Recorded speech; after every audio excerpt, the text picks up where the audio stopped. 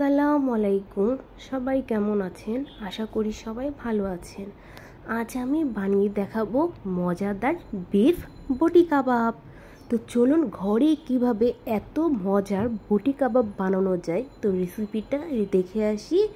এই জন্য এখানে আমি নিয়েছি গরুর মাংস। এখানে প্রায় 700 গ্রামের মতো গরুর মাংস আছে। আর অবশ্যই কিন্তু একেবারে সলিড মাংস নিতে হবে, চর্বি হাড়ি এগুলো কিন্তু নেওয়া যাবে না। এখন আমি মাংসটাকে ম্যারিনেট করে নিব। এই জন্য দিয়ে দিলাম 1.5 টেবিল চামচ আদা ও রসুন বাটা। আর মশলা দিয়ে দিব, নিয়েছি লবণ, লাল মরিচের গুঁড়ো, ধনিয়া, জিরা, জায়ফল, জয়িত্রী গুঁড়া করা, আর হচ্ছে কাবাব মশলা। যেহেতু বটি কাবাব অবশ্যই কাবাব মশলা দিতে হবে, আপনারা যে কোনো ব্র্যান্ডের কাবাব মশলা দিয়ে দেবেন। আমি এখানে 1 চামচ নিয়েছি। আর দিয়ে দিব 1 টুকরো লেবুর রস, লেবুটাকে চিপড়িয়ে রস দিয়ে দিব। আর দিয়ে দেব 1 মুখা থেকে একটু কম সয়া সস। এই জন্য কিন্তু লবণটা একটু বুঝে শুনে দেবেন, কারণ সয়া সসে কিন্তু লবণের পরিমাণটা বেশি থাকে, তাই লবণটা একটু কম দিবেন যাতে সয়া সসের লবণটা মাংসর সাথে ব্যালেন্স হয়ে যায়। এখন খুব ভালো করে মাংসটাকে মাখিয়ে নিব। মাংসটা খুব ভালো করে মেখে নিয়ে মাংসটাকে এখন আমি 30 মিনিটের জন্য রেখে দিব। আপনারা চাইলে আরও বেশিক্ষণ রাখতে পারেন। এখন মাংসটাকে আমি একটা কড়াইয়ের ভিতরে সবগুলো মাংস দিয়ে দিচ্ছি, কারণ মাংসটা আমি 1 মগ পানি দিয়ে সিদ্ধ করে নিব।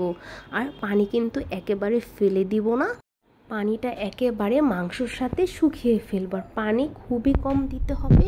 যদি মনে হয় যে মাংস সিদ্ধ হতে আর একটু পানি লাগবে তাহলে আপনারা আবার পরে পানি দিবেন, কিন্তু প্রথমে বেশি পরিমাণের পানি দেওয়া যাবে না। আর এই মাংসটার ভিতরে আমি দিয়ে দেবো এখন 2 টেবিল চামচ টমেটোর সস, কারণ তখন আমি টমেটোর সসটা দিতে ভুলে গিয়েছিলাম, তাই আমি হোমমেড টমেটো সসটা দিয়ে দিলাম। এই রেসিপিটা কিন্তু টমেটোর সসের আমার চ্যানেলে আছে, আপনারা চাইলে কেউ দেখে নিতে পারেন। এখন সবগুলো মিশিয়ে দিলাম, দিয়ে চুলাটা অন করে একদম চুলার আঁচটা মিডিয়ামে রেখে মাংসটাকে আমি সফট করে সিদ্ধ করে নিব। তাহলে কিন্তু বটি কাবাবটা খেতে খুবই মজা হবে। শক্ত মাংস খেতে কিন্তু ভালো লাগে না, এই জন্য যাতে মাংসটা খুবই সফট হয় এই জন্য আমি এটা সিদ্ধ করে নিচ্ছি। আর আপনারা যদি চান এখানে টক দই দিবেন বা পেঁপে বাটা দিবেন, তাহলে কিন্তু আর মাংসটা সিদ্ধ করার প্রয়োজন নাই, আপনারা ডাইরেক্ট কাঠিতে ঢুকিয়ে তখন ভেজে নিতে পারবেন। আমি শর্টকাটে এইভাবে সিদ্ধ করে নিলাম। আর দেখতেই পাচ্ছেন পানি কিন্তু 1 ফোঁটাও নাই, আমি খুব সুন্দরভাবে চুলার ভিতর রেখে পানিটা পুরো শুকিয়ে ফেলেছি। আর যে মশলাটা দিয়েছি মশলাগুলো কিন্তু পুরো মাংসর ভিতরেও ঢুকে গেছে, মাংসর ভিতরেও লেগে আছে। এখন আমি এরকম শাঁসলিকের কাঠি নিয়ে নিয়েছি, 5-6টা শাঁসলিকের কাঠি। এখন সবগুলো মাংস আমি কাঠিগুলোর ভিতরে ভরে নিলাম। প্রত্যেকটা কাঠিতে আমি ঠিক এভাবে করে 6টা 7টা করে মাংস দিয়ে নিয়েছি। 700 গ্রাম মাংসতে আমার এখানে পুরোপুরি 6টা কাঠি হয়েছে। এখন এগুলোকে ভেজে নেব। এই জন্য দিয়ে দিচ্ছি হচ্ছে তেলটা পরিমাণ মতো দিয়ে দিব। আর সাথে দিয়ে দেব 1 চামচ ভরে নিয়েছি হচ্ছে ঘি। অবশ্যই কিন্তু তেলের সাথে ঘিটা মিক্সড করে দিবেন, তাহলে মাংস থেকে এত সুন্দর ফ্লেভার আসবে। অবশ্যই ঘিটা দেওয়ার চেষ্টা করবেন। এখন ঘিটাকে আমি তেলের সাথে খুব ভালো করে মিশিয়ে হালকা একটু গরম করে নিব। এখন প্রত্যেকটা কাঠি ঠিক আমি এইভাবে করে একটা একটা করে এই ফ্রাই প্যানের ভিতরে বসিয়ে দিব।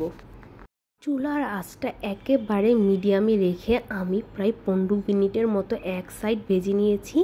এখন ঠিক এইভাবে কাঠিগুলো উল্টিয়ে দিব, একটা একটা করে উল্টিয়ে আবার অপর সাইডটাও ঠিক এভাবে ভেজে নেব। আপনারা দেখতেই পাচ্ছেন খুব সুন্দর কিন্তু বটি কাবাবের কালারটা চেঞ্জ হয়ে গিয়েছে। এরকম হালকা একটু পুরা টাইপের আমি করে নিব, তাহলে কিন্তু কাবাবের ফ্লেভারটা আরও বেশি সুন্দর আসবে।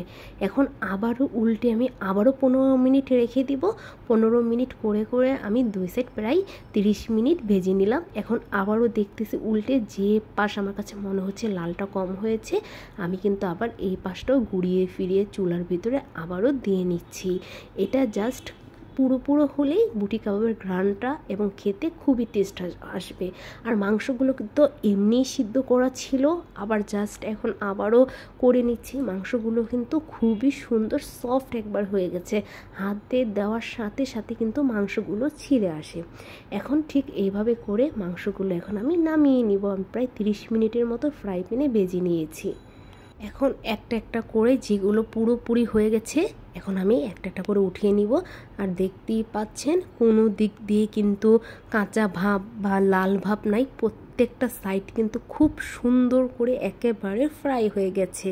এখন প্রত্যেকটা শিক আমি উঠিয়ে নিচ্ছি প্লেটের মধ্যে। সবগুলো কাবাব আমি উঠিয়ে নিয়েছি। কেমন লাগলো বলুন তো আপনাদের কাছে বিফ বটি কাবাবের রেসিপিটা? এই বিফ বটি কাবাবটা খেতে এতটাই মজা, আপনার রুটি বা পরোটার সাথে যে কোনো কিছু দিয়ে কিন্তু খেতে পারবেন। আল্লাহ হাফেজ।